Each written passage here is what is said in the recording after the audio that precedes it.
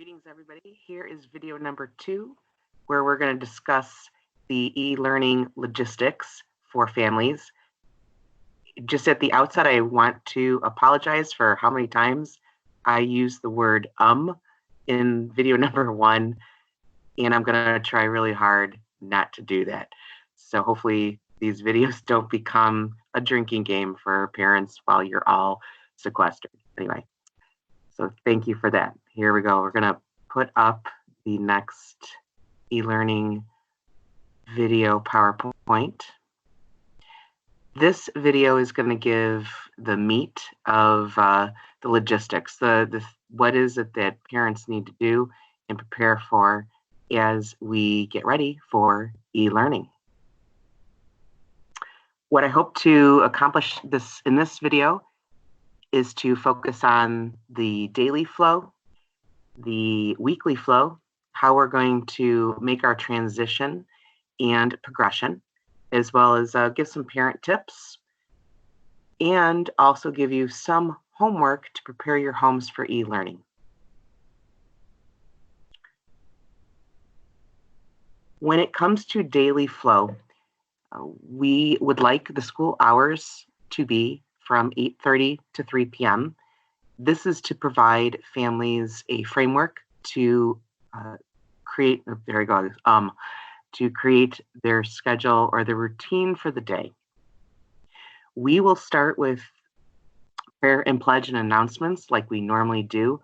We are going to live stream that through Facebook. You don't need to have an account if you're not a Facebook follower. That's okay. It is a public live stream that you can access. We will also end our day with prayer and announcements, again through Facebook, so that everyone can participate. And again, as I said in the first video, teachers will be sending emails to parents with the preview for the next day so that you can prepare your routine, your schedule for the following day whenever it is convenient. This is our goal, our goal for a weekly implementation of e-learning for grades 1 through 5. As you can see, and I'm trying to move some of these bars off my thing here. Let's see.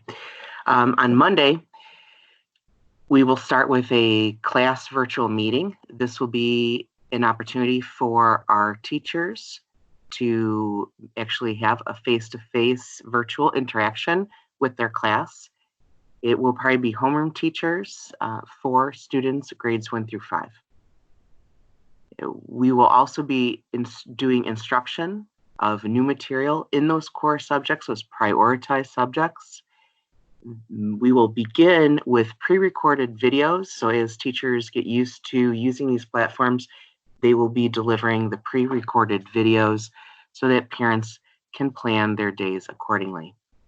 The students will also have practice in those core areas, independent practice. We also hope to have a PE session or physical education session on Mondays. Tuesdays will follow a little different pattern. So we're going to open up our day with virtual office hours. Teachers will be using Teams or Zoom. And again, this will provide students the opportunity to interact with their teacher live, not through email, but live, so that they have questions or comments. They're not sure about something. We want them to ask the teacher and engage with the teacher if they need instruction. More than likely, what will happen is this will allow for other students to join in so that there can be that sense of community in the classroom. This will also hopefully encourage students to gain confidence in asking teachers for help. It's going to be a novel way to do it, and hopefully they'll be engaged in doing that well. They're going to have more practice in the core subjects or continuing the lessons from the day before.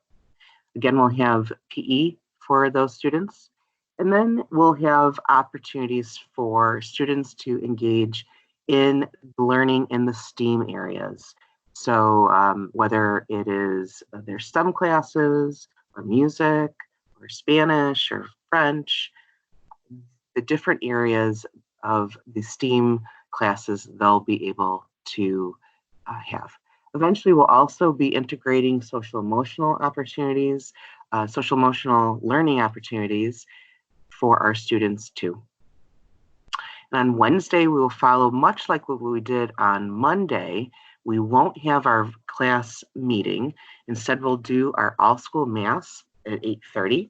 And those masses will be geared toward the students. So we do want to keep that as part of our weekly routine. It's so important that we come together and pray together as a school community.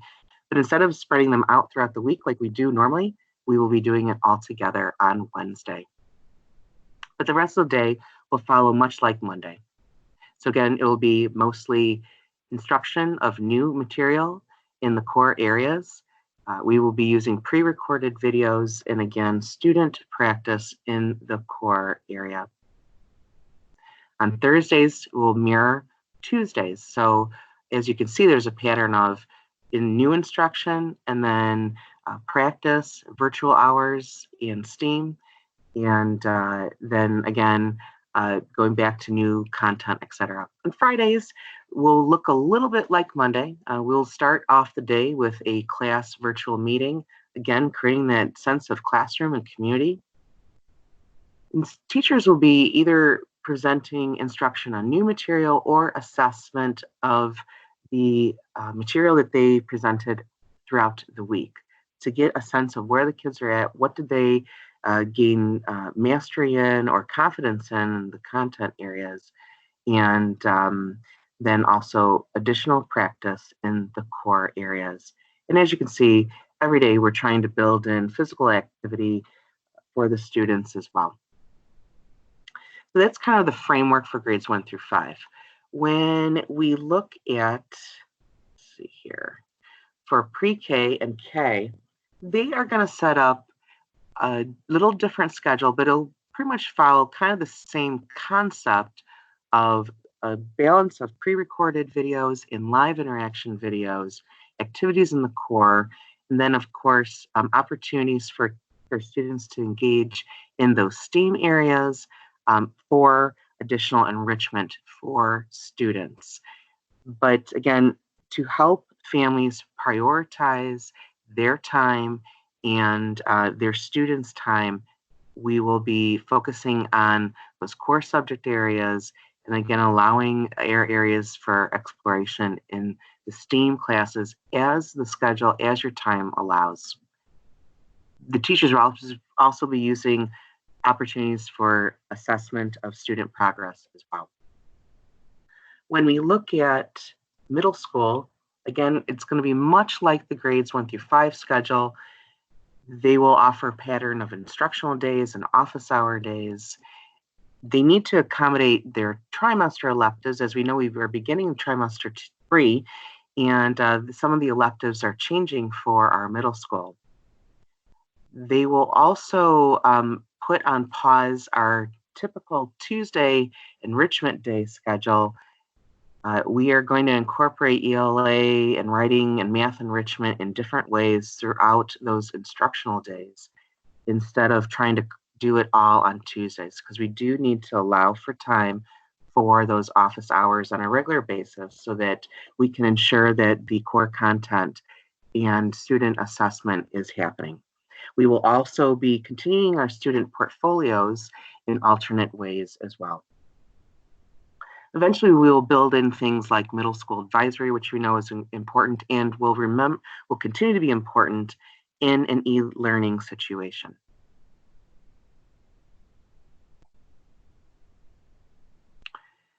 So this is how we're going to transition. So this is what week 1 is going to look like.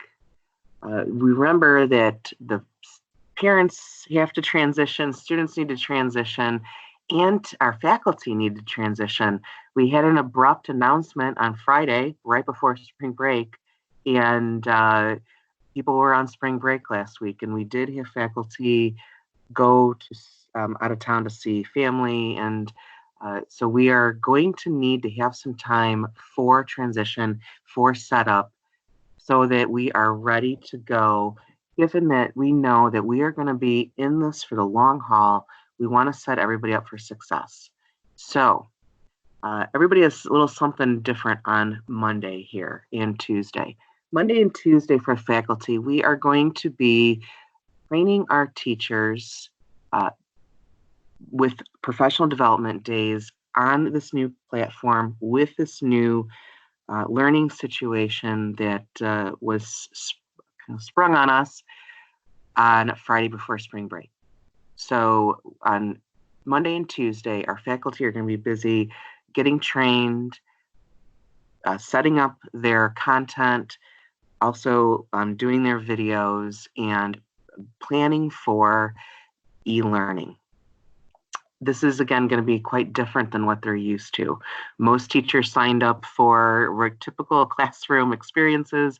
If they wanted to be teaching on a computer, they would have probably pursued that a long time ago.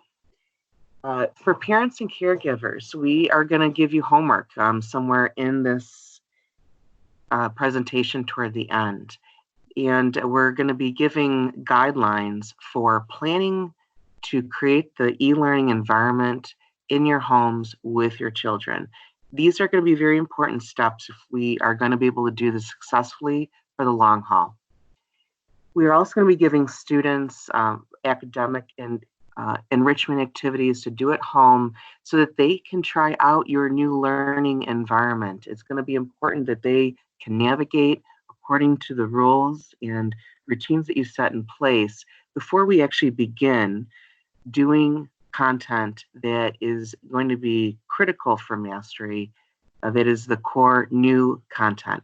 We don't want to be giving new content at this point until we know we've got our routines and procedures in place. And because there's no practice ahead of time, we have to make sure that we provide for this in our transition. On Tuesday night, our teachers will provide our parents the overview activities so that they can be prepared and get ready for Wednesday when we kick off e-learning. Now, because this is going to be new for everybody, we are not going to be introducing new material next week. Our goal is to get in the pattern down, know that we can access the materials, know that we can, our students can use the technology that is there and begin to practice getting these routines down and just getting back in the swing of things. On Thursday, we're also going to be practicing our online or virtual communities so that our teachers have the opportunity to engage with students and check in with them to make sure that they have everything that they need, their procedures, and they are understanding what is expected of them. And then again, on Friday, we will do a little bit more of the same that we did on Wednesday. At 9:30, we will come together for an all-school mass as well to pray together and to also experience that. And if there is anything that we need right now, we do need some time to pray for the safety and well-being of those in our community. We will know that week one is successful if we can accomplish the following, that families and students can access the resources provided and feel comfortable. They will know how to navigate. We know that we'll be successful, that when families are able to adjust their schedules and help their children get into the routine to start. We know we're successful, that teachers have planned and sent out communications appropriately and clearly.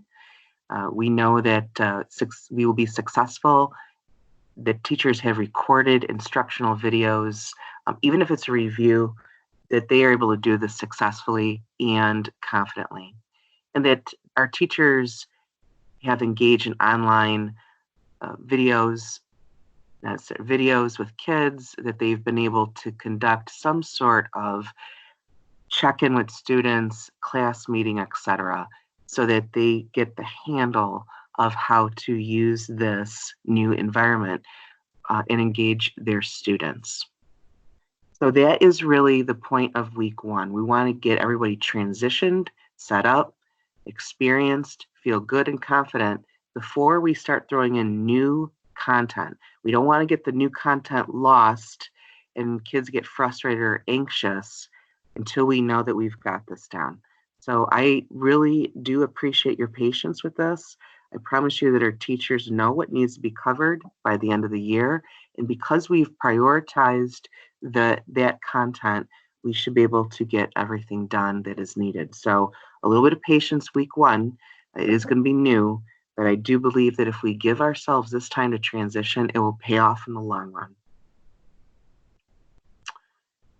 Week two, we will then kick off e-learning with new material, and this will be the material that, again, is essential, prioritized, and that we will be assessing for student mastery.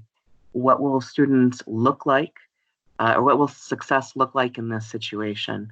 That our teacher videos are clear, introducing the new content, the new material. Our students are checking in. They're using that time to ask questions for clarification or for more direction. Our students are submitting work back to the teachers, and our teachers are providing that online interactive office hours, that there's feedback going back and forth between student and teachers, and that eventually, our teachers are collaborating with each other to make sure that they are on the same page. This week, we will be, getting in the swing of things and building capacity. And that is really the goal of week two. For week, for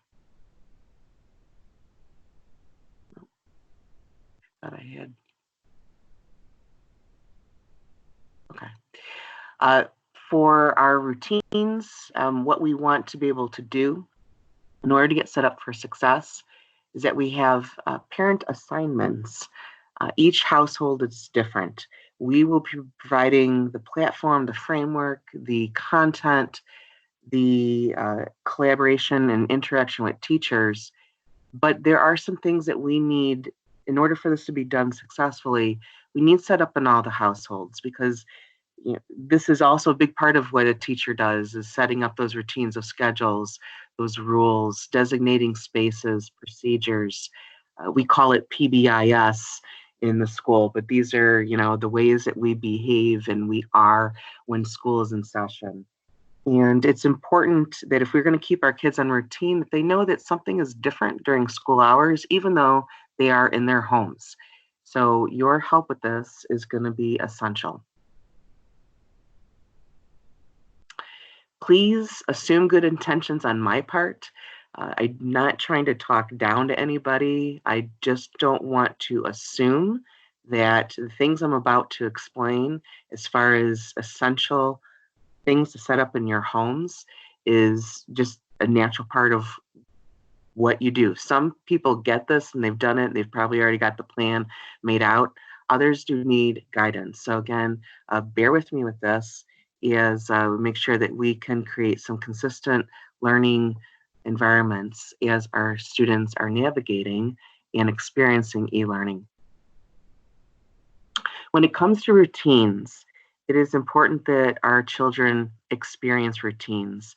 They need a sense of normalcy. It also provides them comfort. I know that sounds kind of maybe counterintuitive. You'd think that if they just had run of the place, it would provide them comfort, but the answer is no.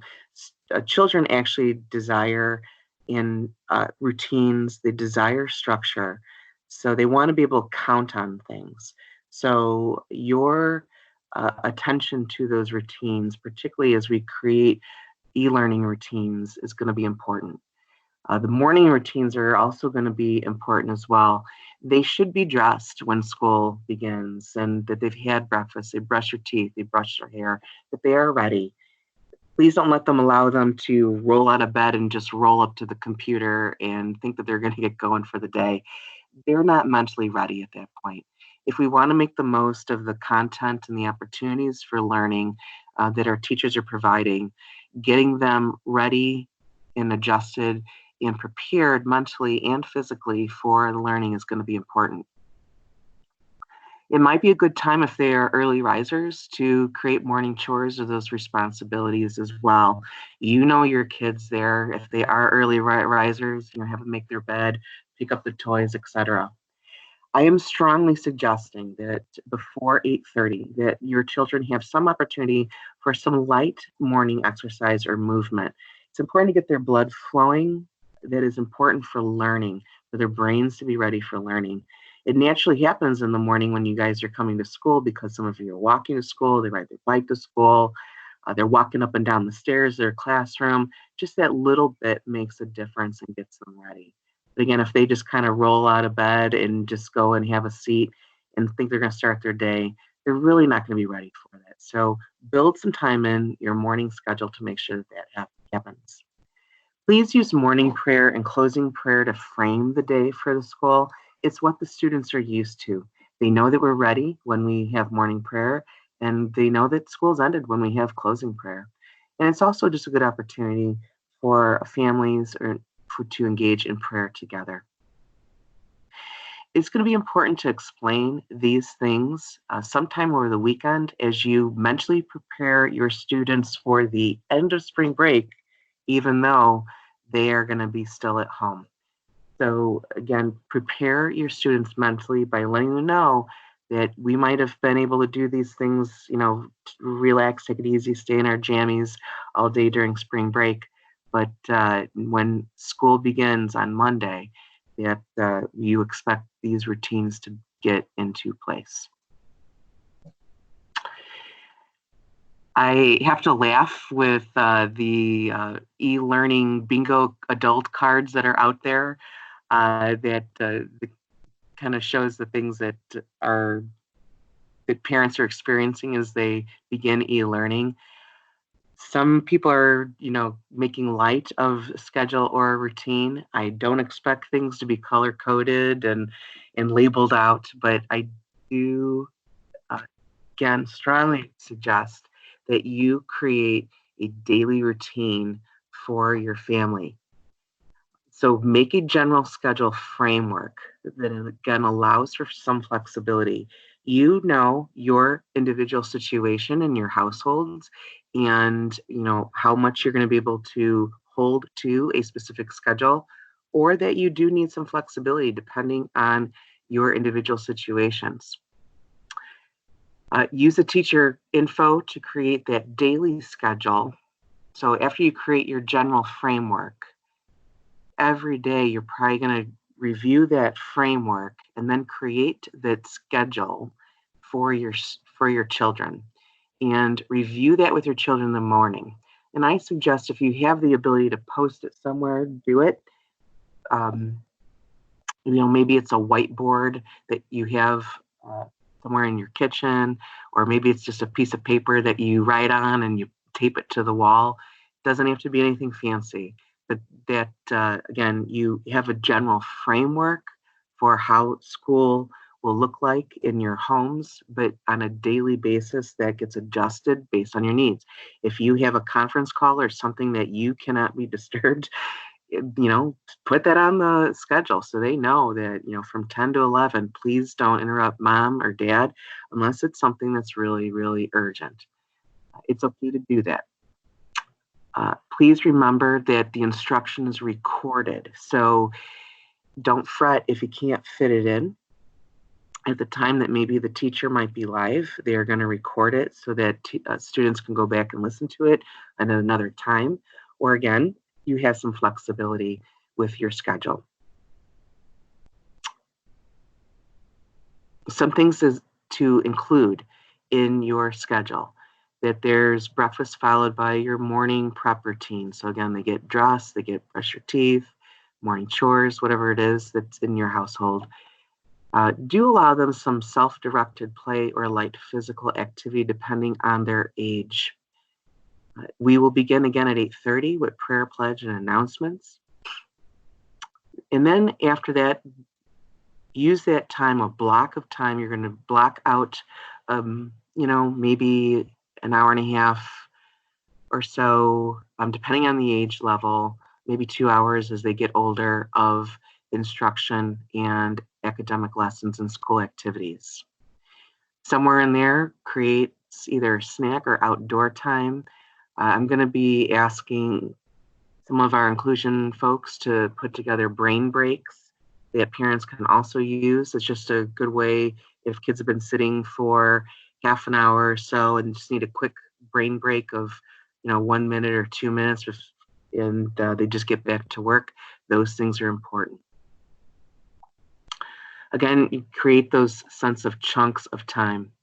For lunch, do set that time for lunch. Kids naturally are used to socializing during lunch. That might be an opportunity for you to allow your students a virtual play date or, um, their 10-minute chat with some friends or something like that. That would be important to do. Allow them the opportunity to reach out to others. So that might be important to reach out to some other families to see when they might be having lunch. Can they schedule some time together? And that's where that flexibility is going to be important to come in. It would also be important as hopefully the weather gets nicer to create some opportunity for outdoor time if it is something that is possible for your family given your living arrangements and your location. If not, maybe some physical activity inside that they can do.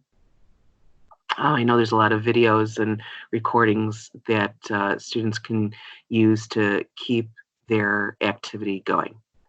You may afterwards create some kind of quiet activity time or creative time for the younger ones. For the older ones, they're probably going to need to continue with their lessons or also include independent reading. We will close day with prayer. If they've been doing all the things that they were asked to do, maybe afternoon after we close at prayer, give them a half hour or so of free choice of something that they want to do. Make sure that they do have afternoon chores or responsibilities. Hopefully they have that already built in. If not, this is going to be a great time to learn certain skills in the house that they can help. Also provide some scheduled or some time for, again, socialization with peers. It's going to be important to have. And then since our homework and clubs and athletic teams, scouts, they're not going to be the same right now. You may be looking for other opportunities to engage students. Please try to do things that they're not on electronics all the time, particularly at night. It will affect their sleep. And whether maybe they're playing regular board games, doing a puzzle, maybe make a dessert, again, learning a new skill or a new craft, those things would be important.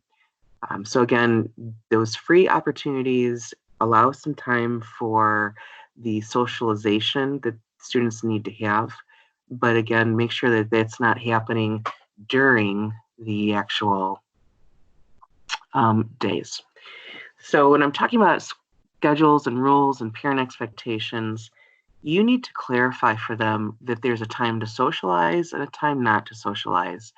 Very natural for them. They're going to be in front of their computer. It's very easy. It's fun to do Zoom.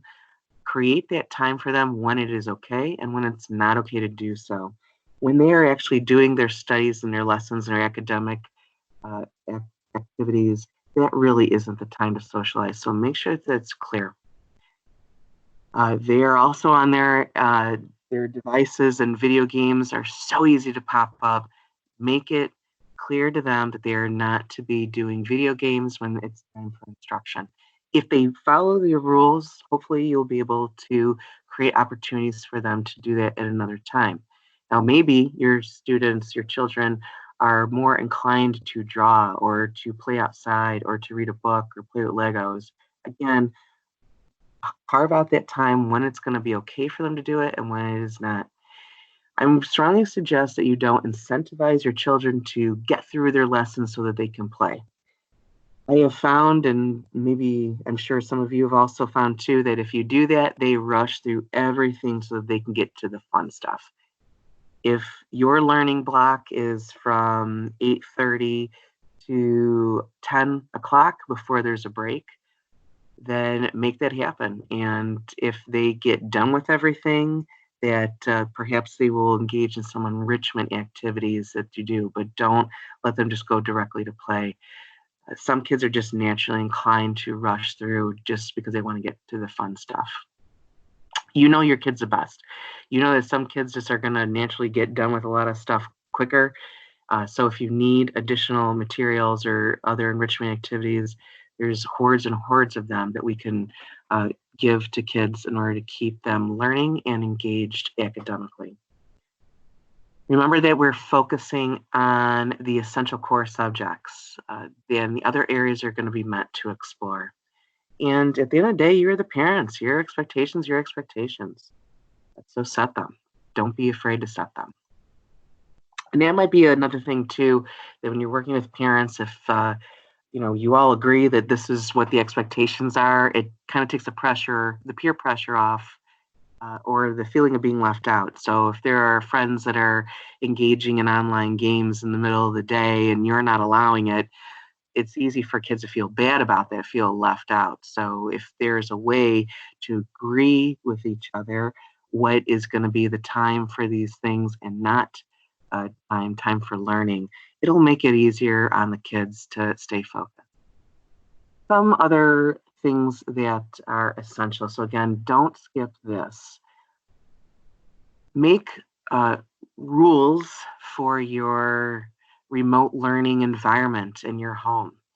Catholic schools are good, have a lot of rules, and we begin the school year with our students and our teachers making class rules together.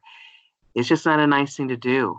It's going to be important, especially since we're going to be in this for the long haul.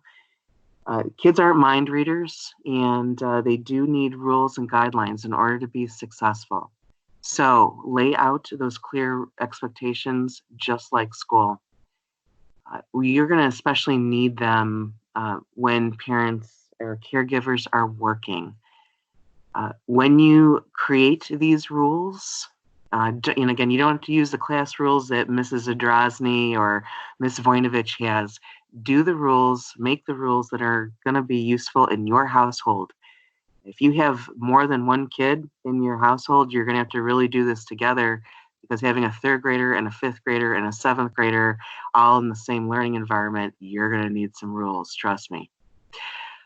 Post them, sign the agreement, make it a constitution, however it is that you want to do it, but formalize it. Have your children help create those rules. They know what is needed in order to learn, in order to be successful. You can simply ask them, what rules do we need to make sure that we have an environment where everyone can learn and work during the school day? I suggest somewhere between 5 to 8 rules. Don't put 15, and probably 3 is not enough. You're probably going to need a little bit more than that. And what's good is that when there are problems, when there are conflicts with each other, and it's going to happen, it, go back to the rules. It's easy to point back to the rules instead of pointing fingers at each other. How is this following this rule? How, what should that look like? And don't assume that your child will know how to act in this new environment. So again, set them up for success, create those rules. So this is homework number 2. So homework number 1 was creating that schedule. Homework number 2 is creating the rules for home. And I give you some examples of home school rules here. And again, ask your children what rules they need. But if you need some examples, if they're looking at you like, what are you talking about? Rules, give them some of these so that they know what they need. And then finally, and don't skip this, during the school hours, the school day, your home needs to maybe take on a little different feel for what the spaces are going to be used for. So, some things to think about is where in your home, and, if you're fortunate to have, extra room for a few extra rooms that you can divide up with everybody, great, for the different purposes. But some of you might only have, maybe one large room. So maybe it might be this corner is for this corner is for that. But whatever it is, please set up those learning spaces, designate them for particular purposes. Like in a normal classroom, there are certain activities that are done on the carpet. There are certain activities that are done at the desk. There are certain activities that are done at the community table. There are certain practices that are done in purposes for the different spaces. Create that in your home for those hours of the learning day. So, again, where will your devices, when students are on devices, where will that take place? Please make it in a supervised area. Don't let it happen in students' bedrooms or out of sight. Where will quiet space be, or quiet activities without devices take place? Where can physical activities take place? Where are you going to have lunch? Hopefully it's not the same place that they've been working all morning. Try to get them up and moving. If you're going to have socializing activities, so that time for the electronic socializing, where will that take place? Where might the creative or play experiences happen as well? Where can caregivers do their work when they need a quiet place as well? Where will everyone meet for prayer, for Mass? Establish these places so that you have so the kids have some sense of how to be in your home under those e-learning situations. If it's not working, you can always modify it. But again, set it up ahead of time and get the kids' input as well. They can really give you a good sense of how to navigate that. Why are we prioritizing these actions? It is going to be helpful to create a sense of normalcy that is different from our sense of normal. Things are not normal, but when we create a routine, we create expectations, it gives students, no matter what age, some comfort. They know what to expect. There are things that are predictable. In our world right now, there are so many things that are not predictable. And our students, just even before all this, I've seen just a rise in anxiety in our students. When we don't have predictability and all this uncertainty, our kids can naturally experience even more anxiety. So if you want to help that, and probably also help yourselves to cope with all this, do these three things I'm asking you to do. So again, create that routine, that schedule, create those rules for learning in your home when it is during the school day, and create purposes for different areas of your home for learning so that the kids have a sense of normalcy, predictability, they know how to be in the situation, and they do have a sense of school even though they're home. And probably the last point here is, and I pray this doesn't happen in your family, but if there is a situation, particularly if somebody gets sick, and there's a change in caregiver situation, your children are going to be on a routine. They're going to know how to act. They're going to know what to do, so that if a parent needs to be quarantined away from everybody, if you're the only parent, the only caregiver, and you need to have someone come and help you, the children know how to act. I hope that isn't the case, but we want to be prepared for that. And so again, that's why I went through all this, so that we can be prepared in the event that there's a change in the caregiver situation in your homes. And again, to help reduce the amount of stress or anxiety that our children might be feeling, and to give them a sense of predictability and normalcy in a world that is not normal right now. So what I'm asking parents to do is this. If you have the flexibility of being able to do this on Monday, then I would recommend this. Let this be a good chunk of your time on Monday, getting them ready. So complete that daily schedule, that routine framework. This is where you can say, okay, we have to somehow budget all this time. How do we do it? what are some things we need to be mindful of.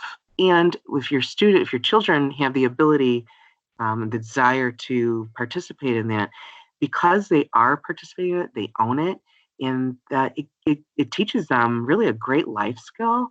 It helps your family collaborate together, and you get a real sense of what your children need to do in the situation. The second item, again, is completing those homeschool rules or your homeschool constitution. And then 3, deciding together how you're going to use your home and create the different learning spaces that will probably be needed in the next few weeks. Ideally, if you can do that Monday morning, so that really sets the tone that something different is happening, that is great. If you know Monday's not going to allow for that, then try to do this, please, over the weekend so that they can begin on Monday in their new situations and try out their schedule. They can try out their rules. They can try out their spaces. Just some other last minute things. I hope I haven't been saying that much. I think I forgot about that, but hopefully that isn't the case. Remember, you are a co-teacher. You are a partner with your children's teachers. I think there's a lot of pressure. I know there's a lot of pressure on families, on caregivers to become the teacher, the homeschool teacher. Remember, this is not fully your job. The teachers are going to be preparing the instruction, preparing the lessons. They are going to prioritize the essential learnings so that we can keep our kids on track.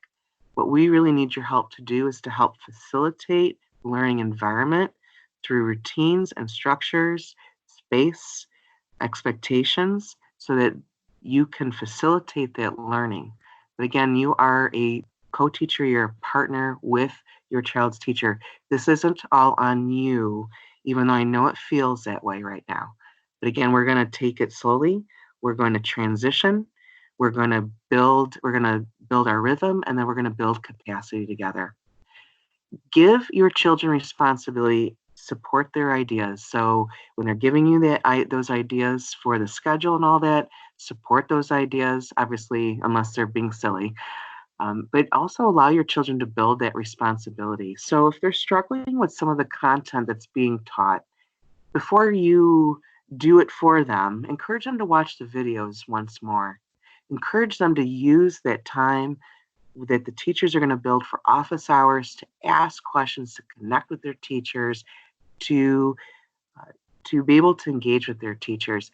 Maybe they were afraid to raise their hand in class, but this novel way of talking with their teacher online might help reduce some of that anxiety of asking questions. There's going to be a lot of kids asking questions and looking for help. So encourage them to do that. And, again, we want to make sure that there's a lot of lessons here that our students will be learning. So don't see these as lost learning days. There's a lot of opportunities for cooperation, for social responsibility, resiliency, confidence building. That's what we're going to be doing in these next several weeks, along with the prioritized learning essential content. So this is all learning opportunity for all of us, and we can really make good use of these days. So we can do it.